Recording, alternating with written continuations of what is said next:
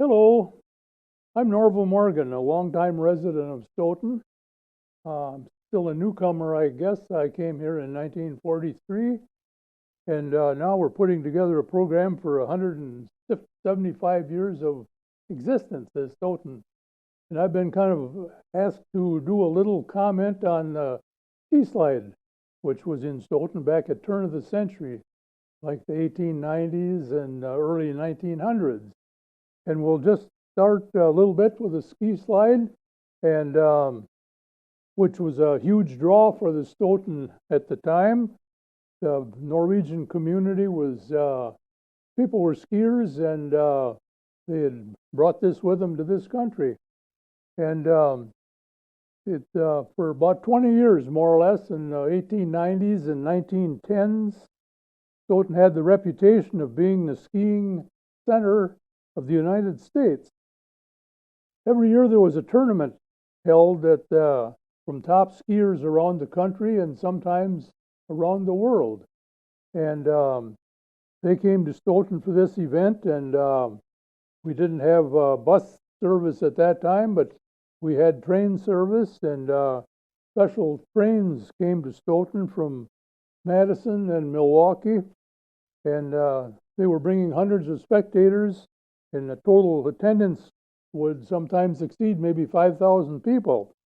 And everybody in Stoughton came for the thrills and excitement of this event.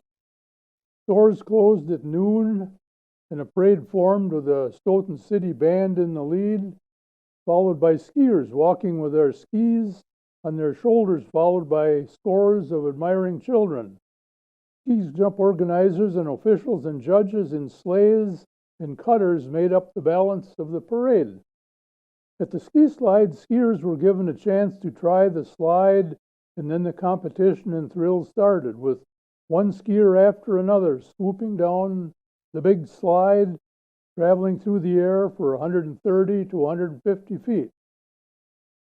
All the jumps were marked and distances announced until the tournament was finished. Watches and other trophies were awarded as prizes.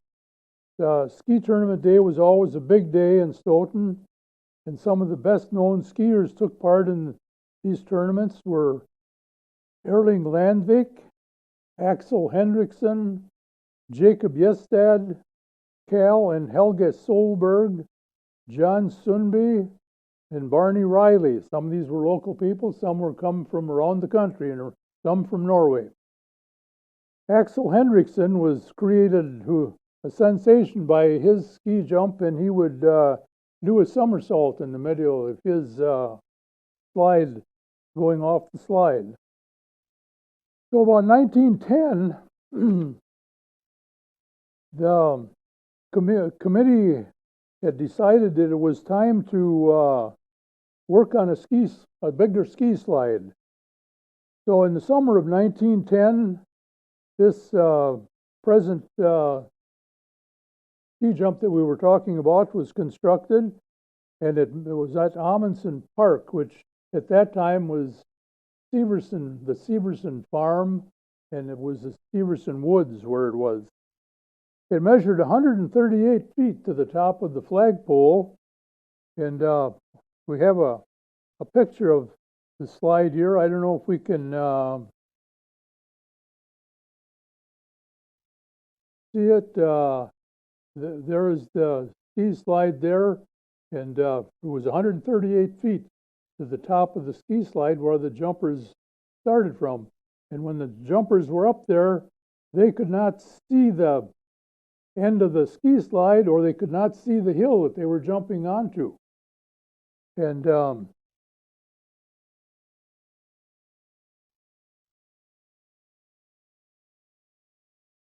And this project was organized by the local ski committee and jumpers, and the steel scaffold cost an estimated $5,000 to erect. The sum was quickly recouped at the very first tournament. In fact, over 10,000 spectators, paying 50 cents apiece for admission, were present. Extra cars had to be put on the railroad to get the crowds here for the event. And lodging in Stoughton became a problem. In addition to the many contests, some of the best in America competed here, often including the Olympians, Anders and Lars Haugen. The slide was never properly anchored, and guy wires were attached only to the center of the slide, and the top swayed considerably in strong winds. And some of the jumpers were reluctant to jump from that. And the metal or the local jumpers realized additional wires had to be attached, but before they could do the job, the slide was reduced to a twisted heap of broken metal by a windstorm in 1914. And during this time in 1914, the local Courier Hub came out with the headline, "City Visited by Hurricane." Well, it was not quite a hurricane, but it was a tremendous windstorm. And there was one man killed in town, several were injured, and this wind blew this big steel ski slide down. Damage to the high school was done, and hundreds of farm buildings in the neighborhood were wrecked.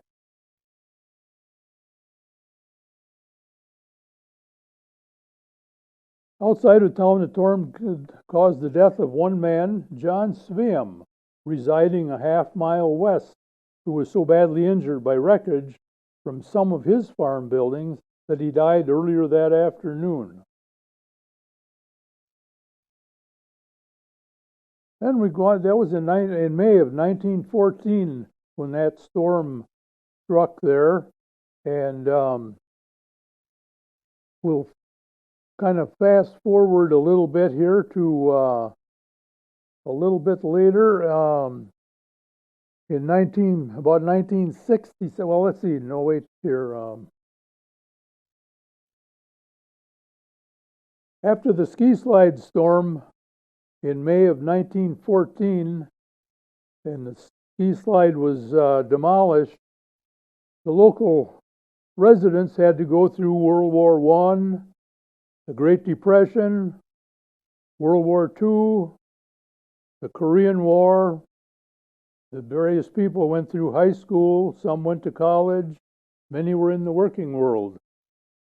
And in about 1967, there was some local ski enthusiasts in town who were led by Don Helmke and Douglas Fundheller. And they worked on a structure that was close to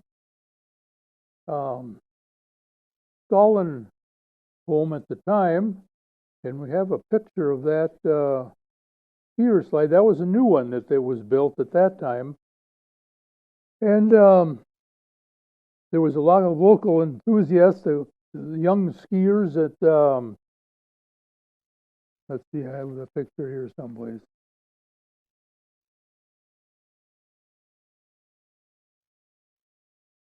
This is the Stoughton home as it was back in the 1960s, and there's a little bit of a white spot right back here in the woods, which was the top of a newer ski slide that was built at the time.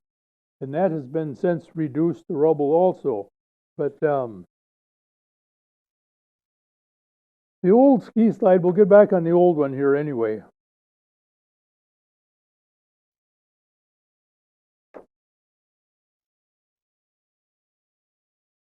Anyway, we got back into 1967. This ski slide was put up, and that was up for a few years. And it was they had some ski tournaments there for younger people and some of the local teenage types in Stoughton. And that was taken down in the late 1970s, probably, as the Veneval community was expanding down Severson Drive and Severson Lane, which are streets now in Veneval. The old ski slide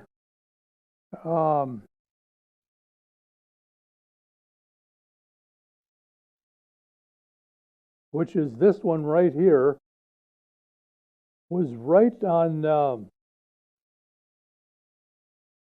where Severson Lane is now at Veneval. And that was a high hill that ski slide was on. And when they built Veneval, they had to excavate about 30 feet off the top of that hill for different sewer lines and water lines that were going into Veneval. And so for a few brief years, Stoughton Star shone brightly as a center of national ski jumping competition. This was in the old slide, thanks to the ski slide built here in 1910. And that was in its day the greatest in the United States, overlooking the present-day Amundsen Park. The project was organized by local business investors, and the steel scaffold cost an estimated $55,000 to erect. In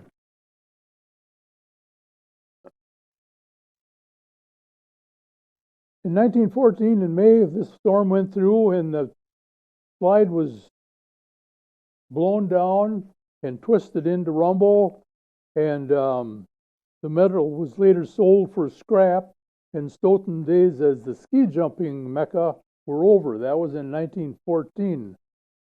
But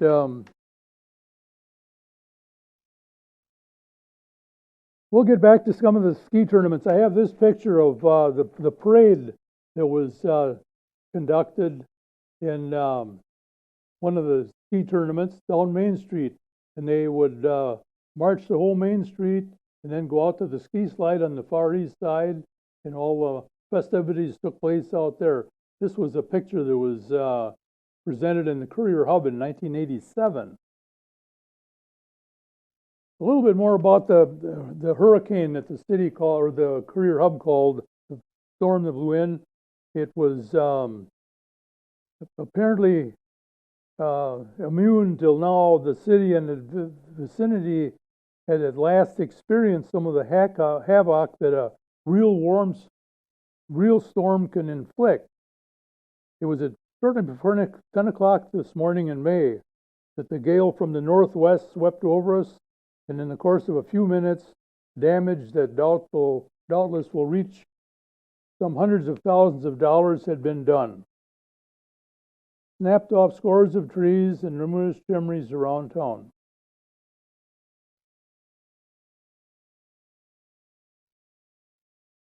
And that was about the end of the ski slide at that time, and till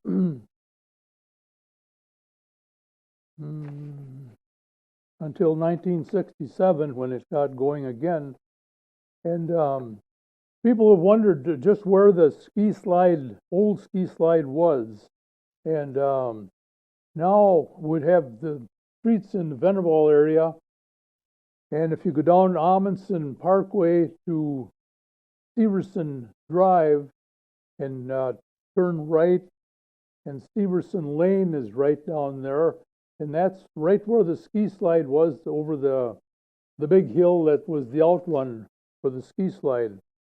People are living around the circle now on Severson Lane, and when these were the condos were built, they had to remove the pilings of the old ski slide, which was on that hill. But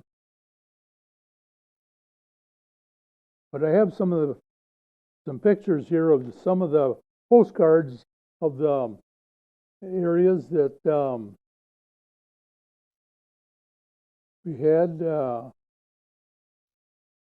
Some of the skiers that were in town at the time, and here's the outrun of the ski slide there with a jumper coming down. And one thing that impressed the people at the time, cameras were just becoming available to the buying public, and a lot of pictures were taken of the ski slide and various skiers at the time.